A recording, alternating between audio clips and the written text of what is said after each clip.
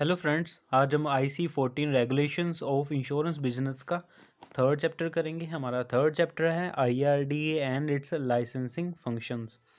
तो इस चैप्टर में सिर्फ लाइसेंसिंग फंक्शंस के बारे में बताया गया, उसकी ड्यूरेशन, ठीक है, क्वालिफिकेशन, क्या क्या रिक्वायरमेंट्स है वो कहते हैं। इसमें जो इसकी शॉर्ट इंट्रोडक्शन है उसमें कहते हैं जो जो प्रोस्पेक्टिव क्लाइंट है वो इंटरमीडिएट से पहले मिलता है, उसकी इंटरेक्शन उससे होती है, ना कि इंश्योरेंस कंपनी से।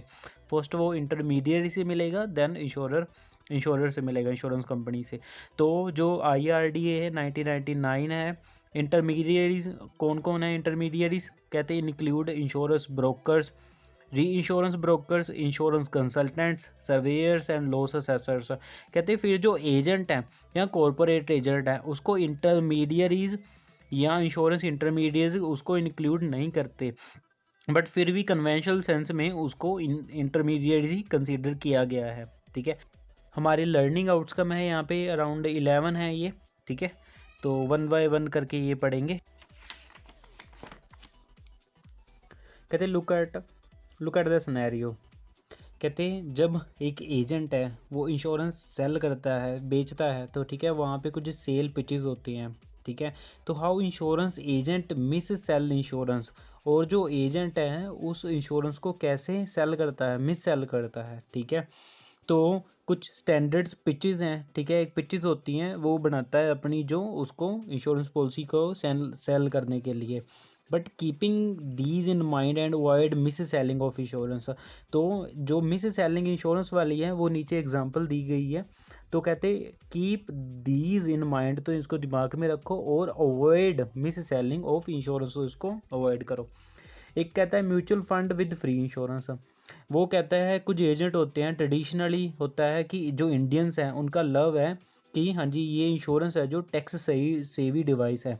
तो एजेंट क्या करते हैं, एक तो उनको यूलिप, ठीक है, यूनिट लिंक्ड इंश्योरेंस प्लान होते हैं, तो उनको सेल करते हैं। उसमें होता क्या है unit unit linked insurance plan में कि आपके म्यूचुअल फंड के साथ आपको फ्री इंश्योरेंस वो कह के बेचते हैं कि हाँ जी म्यूचुअल फंड के साथ साथ आपको फ्री इंश्योरेंस भी मिलेगा।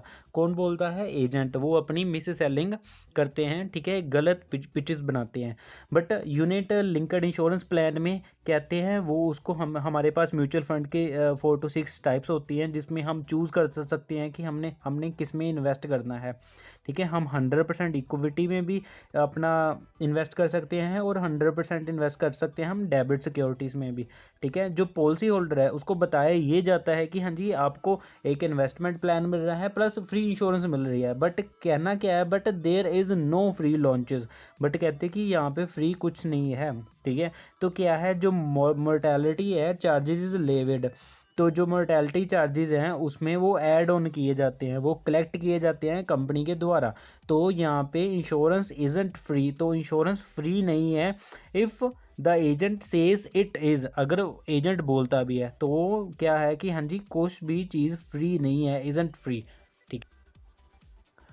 नेक्स्ट कैशबैक कहता है इफ़ द एजेंट नोस, अगर एजेंट को लगता है कि हाँ जी उसको हाई कमीशन मिलेगा तो वो कैशबैक ऑफर प्रोवाइड करवा सकता है। ठीक है, मानो बोल सकता है कि हाँ जी आपको कैशबैक मिलेगा। कहते हैं let's see how this works, देखते हैं कि कैसे काम करता है। कहते हैं अज्यूम करें, अगर एग्जांपल पे लेके चले कि आपको 30% अलोकेशन चार्जेस हैं। Allocation charges, premium allocation charges कौन से होते हैं? जो पॉलिसी बनाने में जो चार्जेस होते हैं, एक्सपेंसेस होते हैं, वो कहते हैं 30% है। मानो 30,000 की पॉलिसी है तो 9,000 उसके अलोकेशन चार्जेस हैं, 30%। एजेंट बोल सकता है कि आपको 1/3 इसका कैशबैक मिलेगा, कि वो बोलेगा कि हाँ जी मैंने अपना कमीशन छोड़ दिया और आपको ये 3,000 रुपये दिए हैं। ठीक है, आप इसको यूज़ कर सकते हैं आपके यूनिलिप प्लान में एज ए इन्वेस्टमेंट। तो वो ठीक है कहते हैं जी मैंने कमीशन छोड़ी है आपकी इन्वेस्टमेंट के लिए, आप इसको इन्वेस्ट कर सकते हैं। बट कहते हैं कि ये ऐसा नहीं है। फिर भी कहते they would be being a Penney wise and pound foolish. ठीक है। तो वो कुछ भी नहीं छोड़ रहे आपके लिए, ठीक है, वो अपनी कमीशन भी ले रहे हैं और कुछ आपके लिए छोड़ नहीं रहे, ठीक है। मानो ये 20 साल की पॉलिसी है और सिर्फ फर्स्ट ईयर में ही आपको वो प्रोवाइड करवाते हैं और बाकी साल में क्यों नहीं प्रोवाइड करवाते हैं? अगर वो कमीशन नहीं छोड़ रहे हैं तो वो ऐसा बिल्कुल नहीं है, वो कुछ भी नहीं छोड़ते। इसमें लिया एक्सपर्ट फ्रॉम डीएनए न्यूज़पेपर। तो ये सारी जो एक सिनारियो दिया हुआ था ना, तो ये सारा एक एक्सपर्ट फ्रॉम डीएनए न्यूज़पेपर उससे लिया गया है। यहाँ पे एक छोटा सा नोट दिया हुआ है नीचे, कहते हैं इन द इंश्योरेंस सेक्टर, जो इंश्योरेंस सेक्टर है, फाइनेंशियल सर्विस सेक्टर है या कीपिंग, तो ये वल्नरेबल है, ठीक है। पब्लिक प्रोटेक्टेड होता है कि यहाँ पे कुछ गलत प्रैक्टिस ना हो।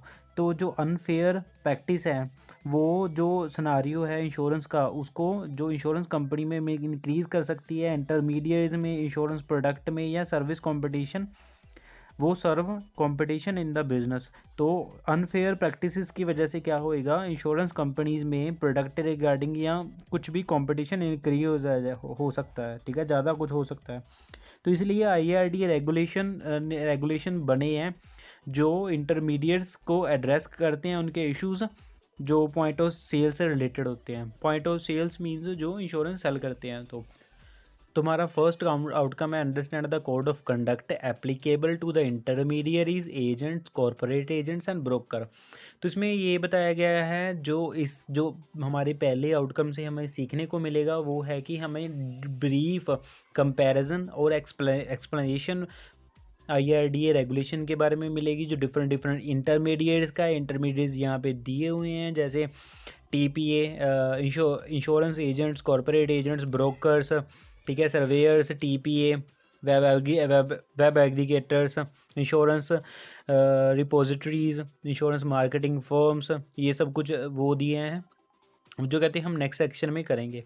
तो ये कहते हैं 3 कैटेगरी में डिवाइड किया गया based upon the policy holders they serve, the relationship of the insurer and the range of the product they sell, ठीक है, किस तरह की वो इंश्योरेंस है, इंश्योरर्स हैं, इंश्योरेंस कंपनीज हैं, और वो किस किस तरह के वो प्रोडक्ट सेल करते हैं, ठीक है। यहाँ पे अभी इंश्योरेंस ब्रोकर्स और इंश्योरेंस एजेंट के बारे में हम आगे ये डिटेल में करेंगे, ठीक है। तो जो अदर इंटरमीडिएट्स है वो उसके बारे में जैसे कॉरपोरेट एजेंट, वेब एग्रीगेटर्स, ठीक है, marketing firm, CSC, SPV, point of sales, post, ठीक है। तो उसको करेंगे। कहते हैं अगर आप डिटेल में जानना चाहते हैं तो कोड ऑफ कंडक्ट, ठीक है, अलग अलग इंटरमीडिएट्स का, तो आप www.irda.gov.in पे लॉगिन करके डिटेल में पढ़ सकते हैं। अब हम इंश्योरेंस ब्रोकर और कॉरपोरेट एजेंट और एजेंट, इन तीनों का डिफरेंस आगे डिस्कस करेंगे। पहले है हमारा ब्रोकर में 3 टाइप हैं इसके, डायरेक्ट ब्रोकर, री insurance broker and composite broker. जो डायरेक्ट ब्रोकर है वो अथॉरिटी द्वारा लाइसेंस्ड होता है, रिम्यूनरेशन उसे कंपनी प्रोवाइड करवाती है, और वो 3 कंपनियों से either in the field of the life insurance, general insurance और both on the behalf of the clients, और क्लाइंट के बिहाफ से, ठीक है, तो काम कर सकता है लाइफ इंश्योरेंस कंपनियाँ, जर्नल इंश्योरेंस कंपनियाँ में से 3। और री इंश्योरेंस ब्रोकर कहते हैं an insurance broker who are remuneration range reinsurance for direct insurers with insurance and insurance reinsurance companies, ठीक है। जो री इंश्योरेंस ब्रोकर है वो इंश्योरेंस और री इंश्योरेंस के बीच में एक इंटरमीडिएट होएगा या उसके क्लाइंट के बीच में, ठीक है। तो नेक्स्ट वाला आगे फिर मैं थर्ड वाला बाद में डिस्कस करते हैं इसके बाद। तो नेक्स्ट हमारा कॉरपोरेट एजेंट और एजेंट, इसको साथ में लेके चलते हैं। जो कॉरपोरेट एजेंट है कहते हैं वो IRDA से रजिस्टर्ड होता है, ठीक है। तो वो 3 कंपनियों में मैक्सिमम, जो कॉरपोरेट एजेंट है वो मैक्सिमम तीन कंपनियों में डील कर सकता है, लाइफ, जर्नल और हेल्थ इंश्योरेंस। नेक्स्ट है कंपोजिट कॉरपोरेट एजेंट जो है वो कहते हैं corporate agent to act as a insurance agent, वो भी इंश्योरेंस एजेंट की तरह होता है, to a maximum 3 life and general and health insurance, ठीक है। वो एक्स्ट्रा 3 लाइफ या 3 जर्नल या 3 लाइफ हेल्थ इंश्योरेंस के साथ में काम कर सकता है, ठीक है। जो एजेंट है no license is required. Composite insurance agent means जो वो agent who holds a license to act as the insurance agent life insurance, general insurance, एक इनके पास उनको भी एक प्रिस्क्राइब्ड ट्रेनिंग करती, एजेंट को भी एक प्रिस्क्राइब्ड ट्रेनिंग करनी पड़ती है, ठीक है, और लाइसेंस एक्वायर करना पड़ता है। और ये कंपनी बताती है कि उनको कितनी ट्रेनिंग करनी है, वो डिपेंड करता है एजेंट की ट्रेनिंग कंपनी के अकॉर्डिंग, ठीक है। तो हमारा यहाँ पे कंपोजिट ब्रोकर, तो N insurance broker who for the time being licensed bye the authority, IRDA के द्वारा होता है। रिम्यूनरेशन कौन करता है इसका? क्लाइंट कौन है? इंश्योरेंस कंपनी है या री इंश्योरेंस या डायरेक्ट कोई कस्टमर, ठीक है। स्टेटस ऑफ एप्लीकेंट, तो कौन अभी इंश्योरेंस ब्रोकर हो सकता है? कहते जो इंश्योरेंस ब्रोकर का लाइसेंस किसे ग्रांट किया जाएगा? प्रॉपर्टी राइटर कंसर्न को, पार्टनरशिप फर्म को, या कंपनी कोई बनी होएगी जो कंपनी इंश्योरेंस एक्ट 1956 के अकॉर्डिंग, या कॉरपोरेटिव सोसाइटी होएगी registered under corporative society act 1912 और under the law of the registration of the cooperative society.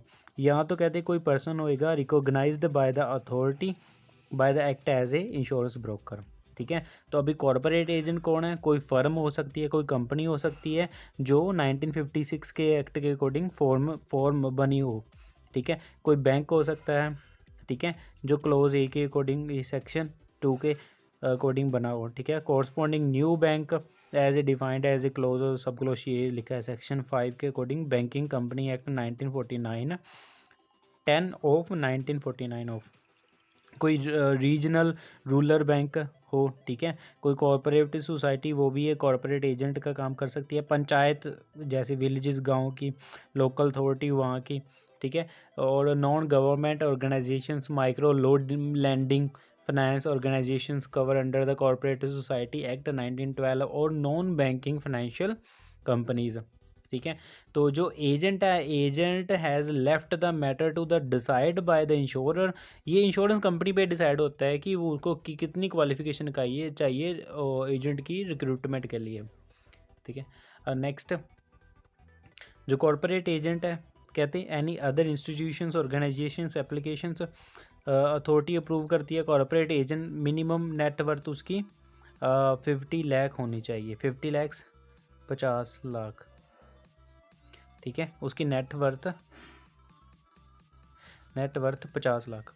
अभी अथॉरिटी ऑफ इशूइंग, ये तीनों ही IRDA लाइसेंस इशू करती है, ठीक है, अथॉरिटी ही करती है इसे तीनों केस में। क्वालिफिकेशन क्या है? तो क्वालिफिकेशन में जो प्रिंसिपल ऑफिसर है इंश्योरेंस ब्रोकर कंपनी का, ठीक है, उसकी मिनिमम क्वालिफिकेशन के साथ इंश्योरेंस ब्रोकर एग्जामिनेशन पास करना पड़ता है। Is the chief executive officer of the broking company and function of the insurance broker. Corporator में भी उसमें जो उसका चीफ एग्जीक्यूटिव है, corporate agent should undergo practical, उसको अंडरगो प्रैक्टिकल ट्रेनिंग लेनी पड़ती है और एक एग्ज़ाम भी देना पड़ता है। जो इंडिविजुअल एजेंट है वो एक प्रैक्टिकल ट्रेनिंग लेता है और एक एग्ज़ामिनेशन पास करता है, ठीक है, बिजनेस करने के लिए अपना। फंक्शन क्या है अभी इंश्योरेंस ब्रोकर का? कहते हैं एक तो जैसे क्लियर ही है वो इंटरमीडिएरी है, ठीक है, और दूसरा साथ ही साथ कहते हैं function of an insurance broker are specifically given in the regulation which include apart from the placing business के द्वारा, उसके बाद भी प्लेसिंग बिजनेस, रिस्क मैनेजमेंट देखता है, कंसल्ट करता है, हेल्प करता है, असिस्ट करता है इन क्लेम्स, ठीक है, अंडर राइटिंग में भी और क्लेम रिकॉर्ड में भी। कॉर्पोरेट एजेंट कहते हैं आइडेंटिफाइड एक रिप्रेजेंटेटिव है इंश्योरेंस कंपनी का जो कस्टमर को कंपनी को रिप्रेजेंट करता है in the front of the customer, और एजेंट भी वैसे ही है, ठीक है, वो भी एक रिप्रेजेंटेटिव है, ठीक है। तो यहाँ पे डिस्क्वालिफिकेशन कहते हैं under the section 5 of section 24D of the insurance act के अकॉर्डिंग वो डिस्क्वालीफाइड हो सकता है, ठीक है। और यही 42 के अकॉर्डिंग इंश्योरेंस एक्ट के अकॉर्डिंग कॉर्पोरेट एजेंट भी डिस्क्वालीफाइड हो सकता है। ट्रेनिंग एंड एग्जामिनेशन 50 या 25 और की उनके थ्योरेटिकल या प्रैक्टिकल, 50 थ्योरेटिकल और प्रैक्टिकल 25 आवर की ट्रेनिंग लेनी पड़ती है और बाद में एक प्रिस्क्राइब एग्जामिनेशन होता है, III chartered training conducted insurance institute of India Mumbai and examination bodies national insurance Pune, ठीक है। ये सर्कुलर दिया है एक आगे जो 13 जुलाई 2016 का, यही उसकी सेम ही है। इसको भी ट्रेनिंग करनी पड़ती है, ठीक है। ट्रेनिंग के बाद उसका भी एग्जामिनेशन होता है, insurance institute of India Mumbai and examination body insurance institution of India Mumbai. Similar provision कहते हैं इंडिविजुअल एजेंट के लिए होता है कि उनको 25 आवर की फ्रेश को ट्रेनिंग करनी पड़ती है, नील फॉर रिन्यूअल, जब वो रिन्यू करवाता है उसकी ट्रेनिंग उसको रिक्वायर्ड नहीं होती, ठीक है। Requirement are the mention in the regulation 5, तो ये इंपॉर्टेंट है, ठीक है। तो रेगुलेशन 5 के अकॉर्डिंग उनको प्रिस्क्राइब ट्रेनिंग करनी पड़ती है। और ट्रेनिंग बॉडी कौन है? Insurance companies of the agent, ठीक है। इंश्योरेंस कंपनी है जो उसको ट्रेनिंग प्रोवाइड करवाएगी। Exam conducting body is the insurance institute of India, ठीक है। अभी ये कैपिटल, ये थोड़ा सा इंपॉर्टेंट है, ठीक है। ये क्वेश्चन आना ही हमें आपका, ये आएगा ही आएगा, इसमें से कुछ भी आ सकता है। Applicant seeking to become an insurance broker shall have the minimum amount of the direct broker के लिए नेटवर्थ उनकी मिनिमम होनी चाहिए कैपिटल 75 लैक्स, री इंश्योरेंस ब्रोकर के लिए 400 लैक्स एंड कंपोजिट ब्रोकर के लिए 500 लैक्स। ये इसकी कहते हैं कॉर्पोरेट एजेंट के लिए equity capital requirements net worth corporate agent 50 lakhs, वो हमने पहले पढ़ा ना 50 लैक्स, ठीक है। And validity of the license 3 साल 3 साल 3 साल, ठीक है। वो 3 साल के लिए वैलिड होता है दोनों। रिन्यू करने के लिए फ़ीस है, जो कॉर्पोरेट एजेंट है, ठीक है, उसको 1000 फ़ीस पे करनी पड़ती है। जब भी वो रिन्यू करवाएगा तो वो उसको भी कहते हैं जी फ्रेश लाइसेंस कंसीडर किया जाता है, ठीक है। तो वो सेम रहेगा। तो registration renewal of the fees rupee, इसमें रजिस्ट्रेशन फ़ीस इसकी अलग है। जैसे डायरेक्ट ब्रोकर की 1 लाख, ठीक है, और डायरेक्ट ब्रोकर की 1 लाख, ठीक है। री इंश्योरेंस ब्रोकर की 1,50,000 एंड कंपोनेंट ब्रोकर की 3 लाख, ठीक है। अगर मानो किसी का इसमें लिखा है कि मानो अगर उसका लाइसेंस मिसिंग हो गया, डिस्ट्रॉय हो गया या ख़राब हो गया, गुम गया, कुछ भी होएगा, तो वो 1000 दे के उसकी रिक्वेस्ट कर सकता है फॉर द डुप्लीकेट लाइसेंस के लिए, ठीक है। तो इसमें कंपोजिट ब्रोकर में उनकी 25,000 फीस है।